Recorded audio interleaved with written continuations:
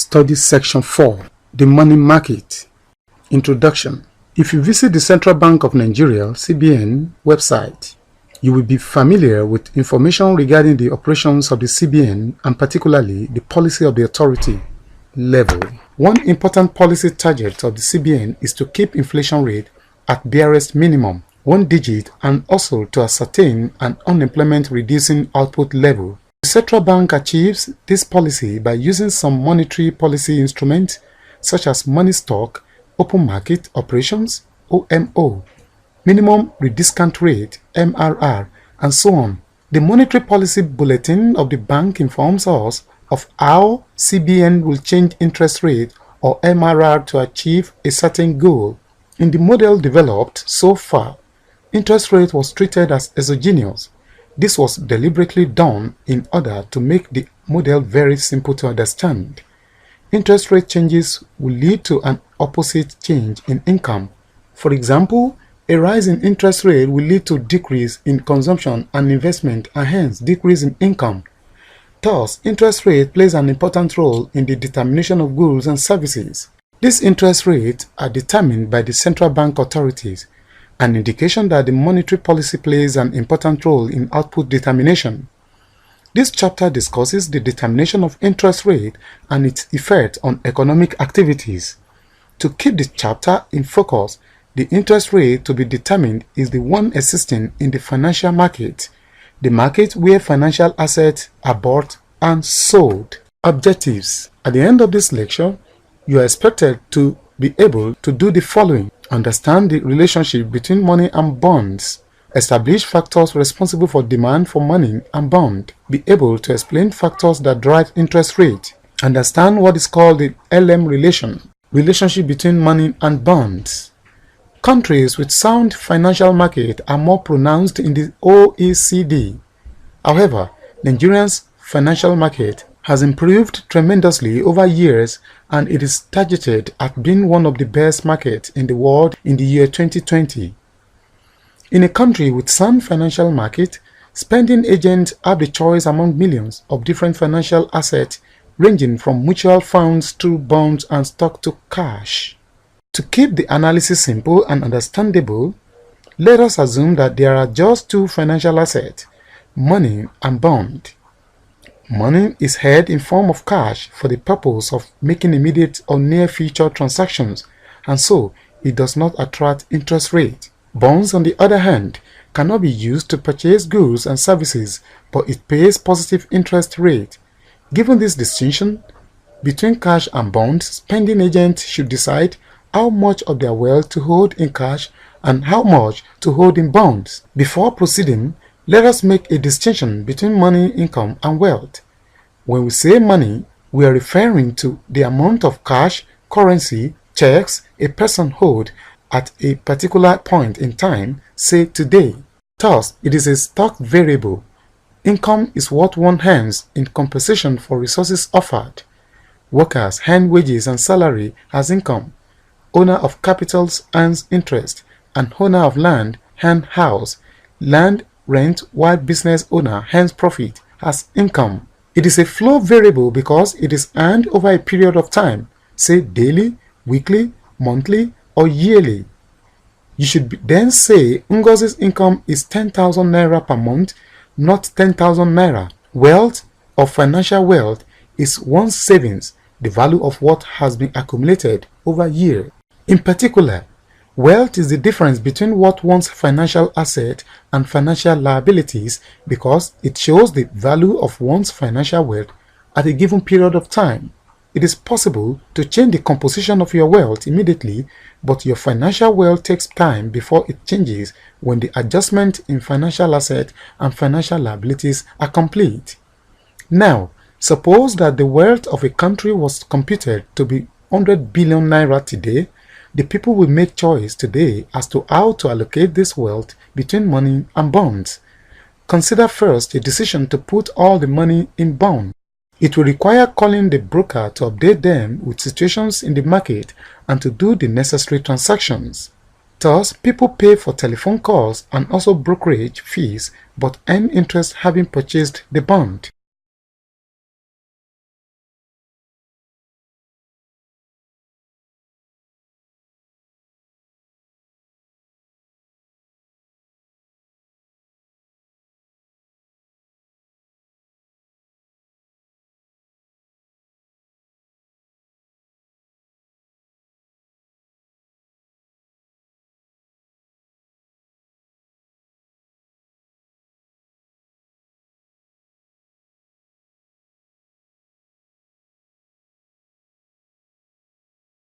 If the level of transaction is high, putting wealth in bond will increase cost of bonds. One solution is to calculate how much on average will be spent per month. Assuming that one spends 10 million naira per month, one may decide to keep 3 months transaction money 30 million naira or 6 months 60 million naira. This can then be removed from total wealth. 100 minus 0.6 is equal to 99.4 billion naira will be kept in bond. The higher the transaction, the more frequent one transacts and the more wealth is converted to cash. We have seen that all of the wealth cannot be put in bond. However, interest rate determines how much to put in bond. Consider a simple case in which bond pays no interest. Agents will definitely hold all their wealth in money. Why? But if the interest rate is very high, the opportunity cost of holding money will be high, and so more of the wealth will be put in bonds.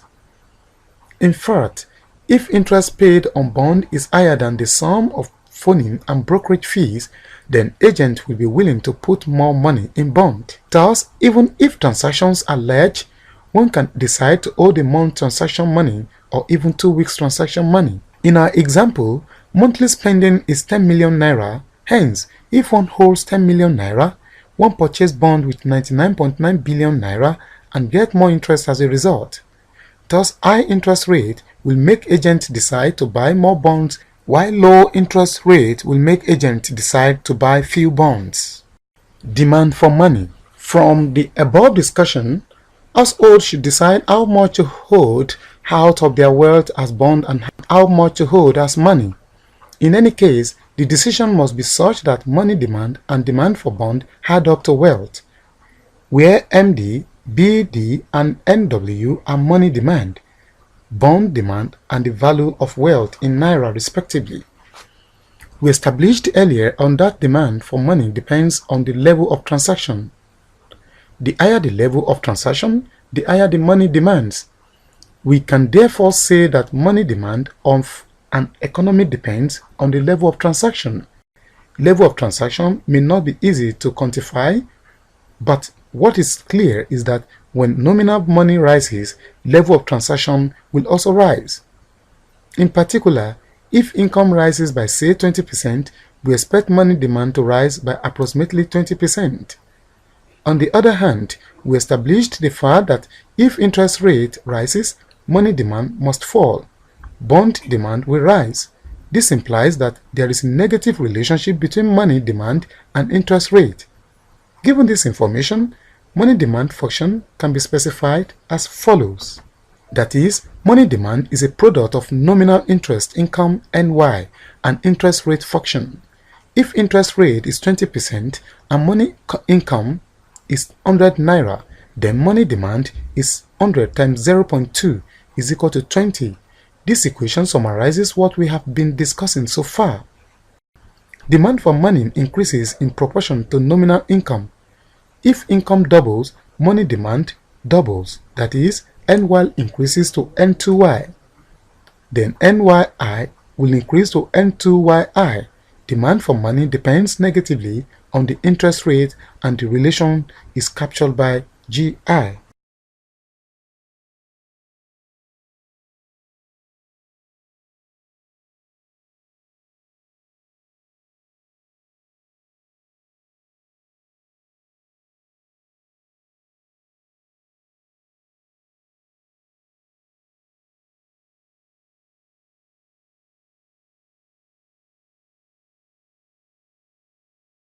Thus, if nominal money increases from Y0 to Y1, money demand will increase from M raised to power D0 to M raised to power D1, holding interest rate constant.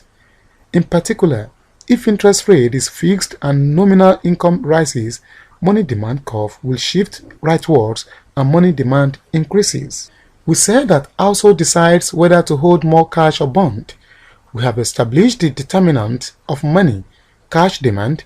It is determined by the level of income and going interest rate. If the decision maker has taken decision on the amount to hold as cash, the rest of the wealth is held in bonds. Thus, the equation says that bond demand increases with increase in wealth. This outcome is rooted in the fact that demand for money is informed by the level of income and interest rate but not level of wealth. Thus, if wealth increases, bonds holding increases, while if income increases, cash holding wealth increases. Relationship between money demand and interest rate. We have established the fact that when interest rate rises, money demand falls, but we have not established the extent to which money demand responds due to changes in interest rate. We do this in this section. Divide equation 4.2 by NY to get, that is, the ratio of money demand to income is a decreasing function of interest rate. To provide empirical support for equation 4.5, we obtain data on money demand, proxy by the sum of currency checkable deposit, that is M1, while nominal income is measured by nominal GDP. Interest rate is measured by average interest rate paid by government bonds during each year.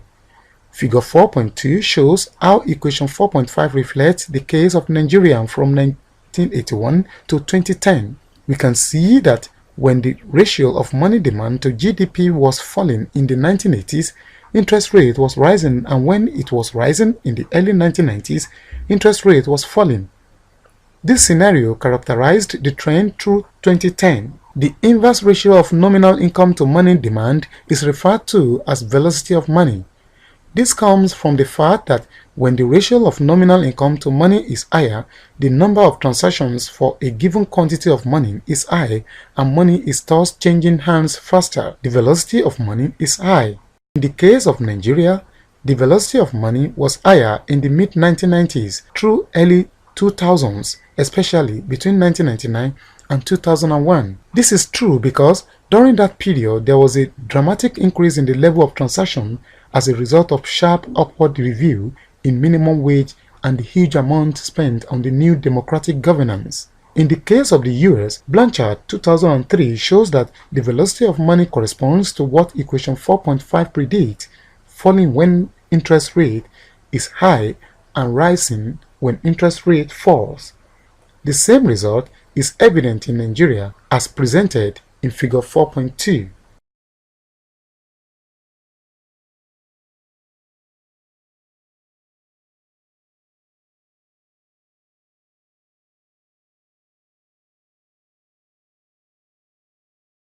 where M and B are stocks of money and bond respectively. Financial markets will be in equilibrium if supply of money is equal to demand for money, or if supply of bonds equals demand for bonds. Given the demand for money specified in equation 4.1, equilibrium in the financial implies, that is, interest rate must be such that the amount of money people are willing to hold is the amount of money stock. This equilibrium condition is called the LM relation. Letter L stands for demand for liquidity, while M stands for money. LM is equal to liquidity money. Also, in the bonds market, equilibrium requires that supply of bond must be equal to demand for bond. Equation 4.3 tells us that demand for bond is equal to the difference between wealth and money demand. Thus, at equilibrium, we expect this condition to hold. But NYGI is equal to M. Hence, if M is equal to M raised to power D, it must be the case that B is equal to B raised to power D. Thus, equation 4.6 can think of either a condition that supply of money equals demand for money, or that supply of bond equals demand for bond. Figure 4.2 shows the characteristic of the equilibrium condition in the financial market. In the graph, we superimposed money demand function of figure 4.1 on money supply function that is assumed fixed and not depending on interest rate. The equilibrium interest rate and money is established at point E. Consider an increase in nominal income. Holding money supply constant, money demand curve will shift rightwards. This shift will disturb the equilibrium, and so the interest rate has to adjust upwards. How?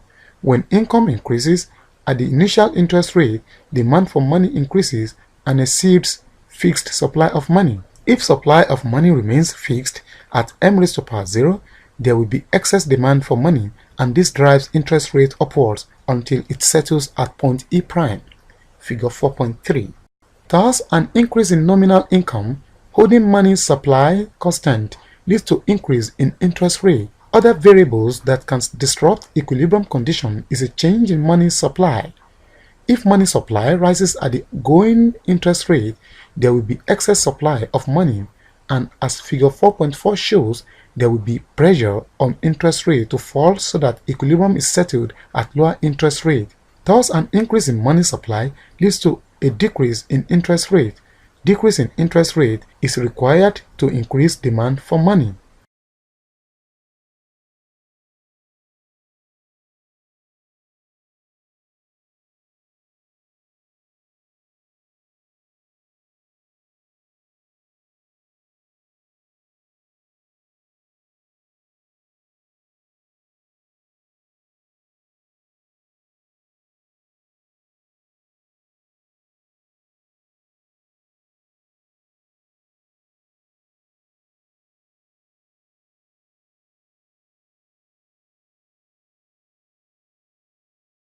If it wants to decrease the stock of money, it sells newly created bonds and removes from circulation the money it receives in exchange for the bonds. When CBN uses this approach to change the stock of money, we say the authority are using open market operations to alter the stock of money. The relationship between interest rate and bond price. The CBN goes to the bond market either to sell or buy bonds. Recall that we assume that bond market determines the interest rate in the bond market. However, the actual thing the bond market determines is the bond price, not really the interest rate on bond. It is the bond price that determines interest rate. To see how, consider a one-year bond that promises 1,000 naira a year. When such bond is issued by the government, it is called treasury bills or T-bills. We have different maturity period of T-bills. There is 3 month, 6 month, or 1 year T-bills. Assuming that the price of the bond today is NP raised to power B, if we buy the bond today and hold it for a year, the rate of return on holding the bond for a year will be, that is, the difference between what you get for the bond and what you paid for the bond divided by what you paid for the bond is the rate of return on bond. This rate of return is nothing but the interest rate. Hence, interest rate is given as, assuming that bond price today is 900 naira, the returned interest rate will be, this means that interest rate is 10%.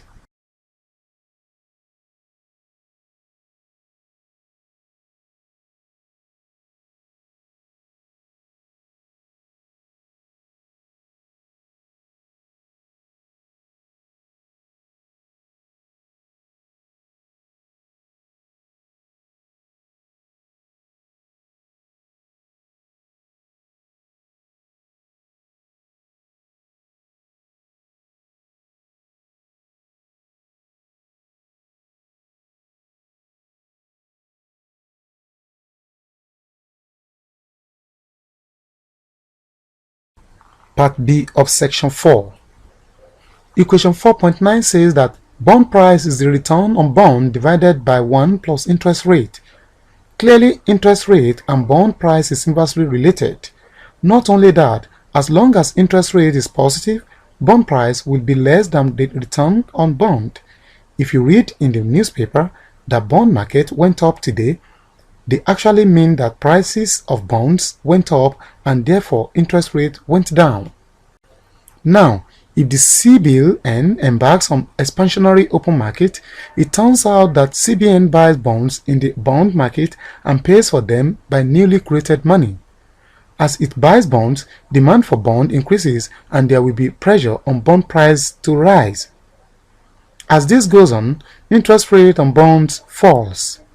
Now, assuming that the CBN intends to reduce money supply, it does so by embarking on contractionary open market operation by selling bonds.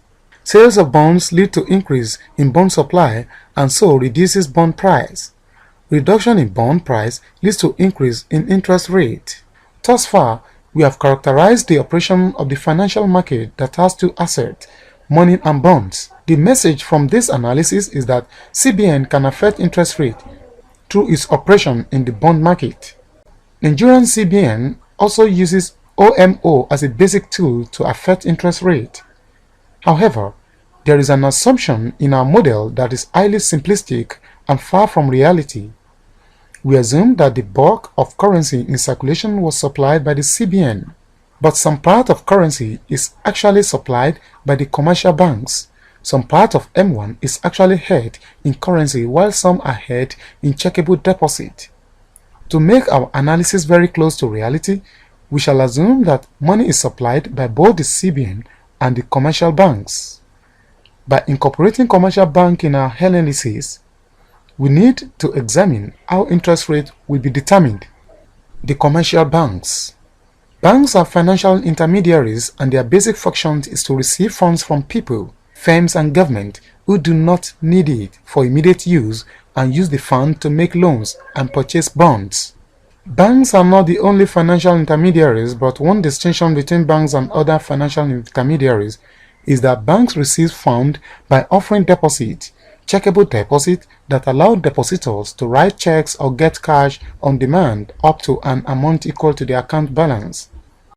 Such account is called demand deposit account.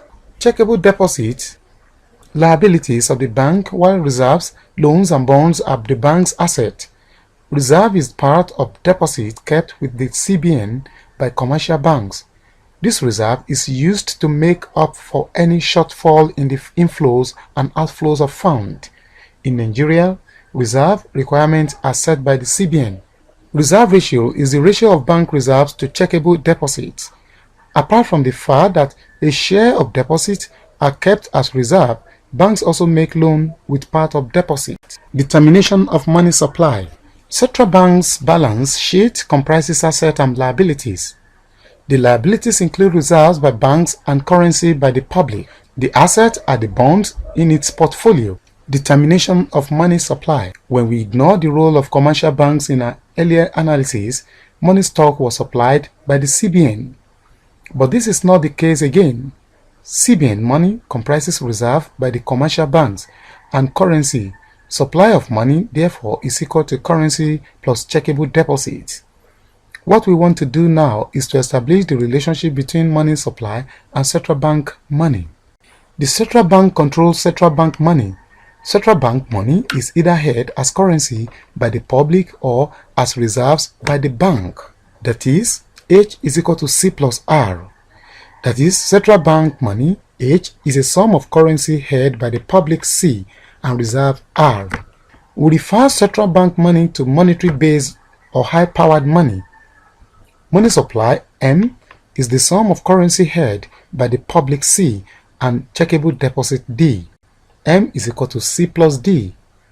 We are ready to show the relationship between monetary base controlled by the central bank and money supply. We shall do this by taking two steps.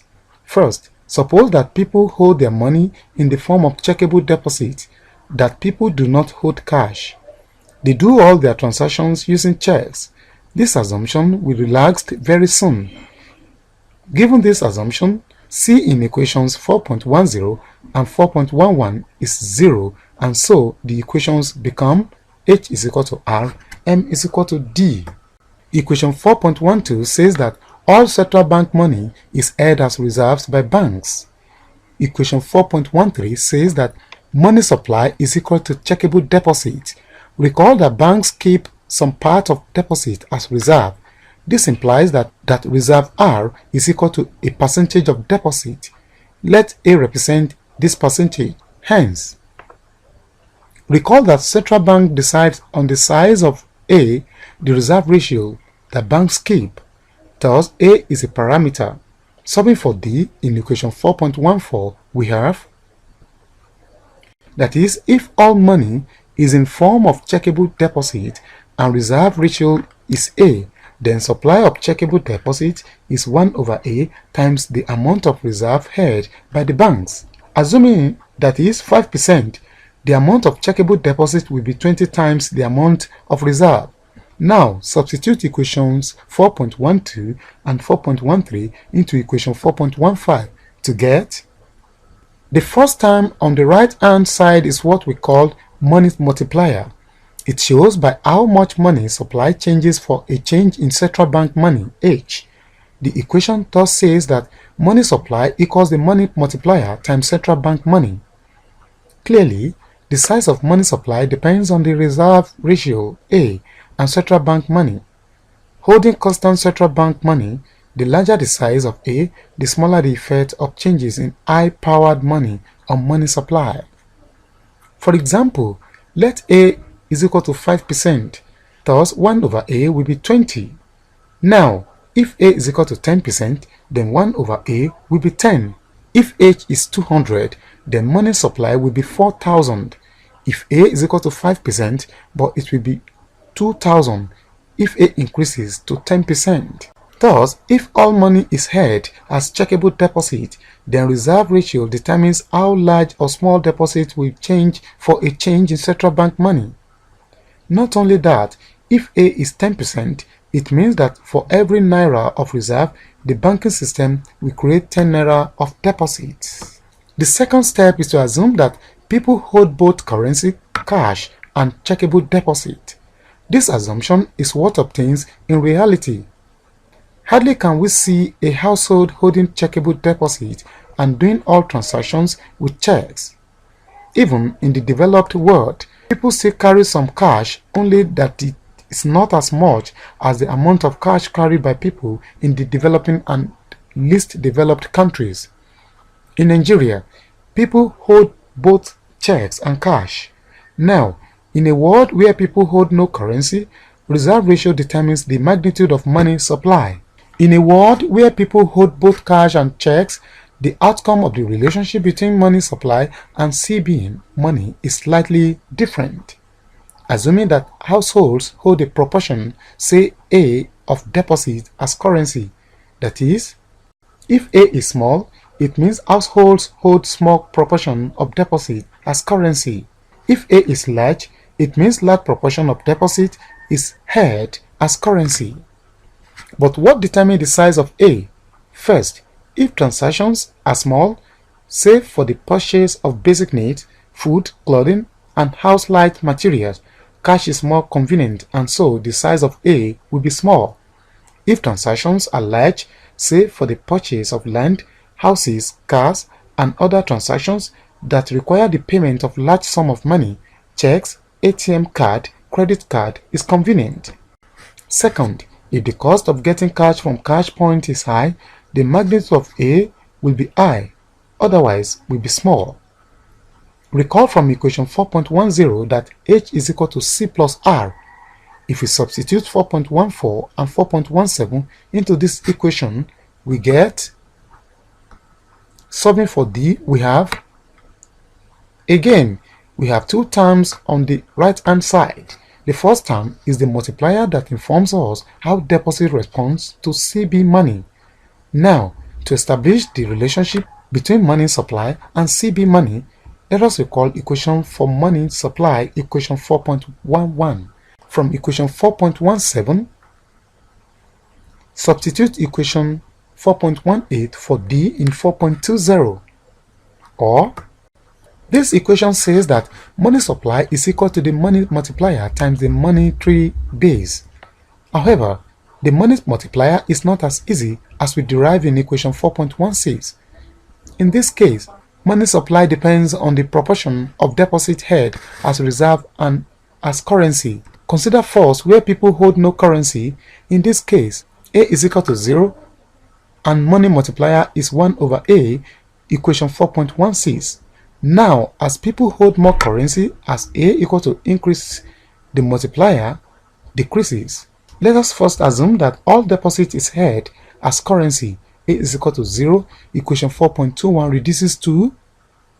Now, if A is very large, close to 1, then the multiplier will be close to A over A is equal to 1. This has straightforward interpretation. If people decide to hold all money in currency, all money is central bank money. Now, substituting equation 4.21 into 4.6, we establish the LM relation given as an increase in monetary base leads to a larger increase in the money supply in a proportion given by the multiplier. At a given level of nominal income, this increase in the money supply leads to a decrease in interest rate. Summary: financial market explains how interest rate is determined. It also shows how the monetary authorities use monetary policy instruments to change the size and composition of money in circulation.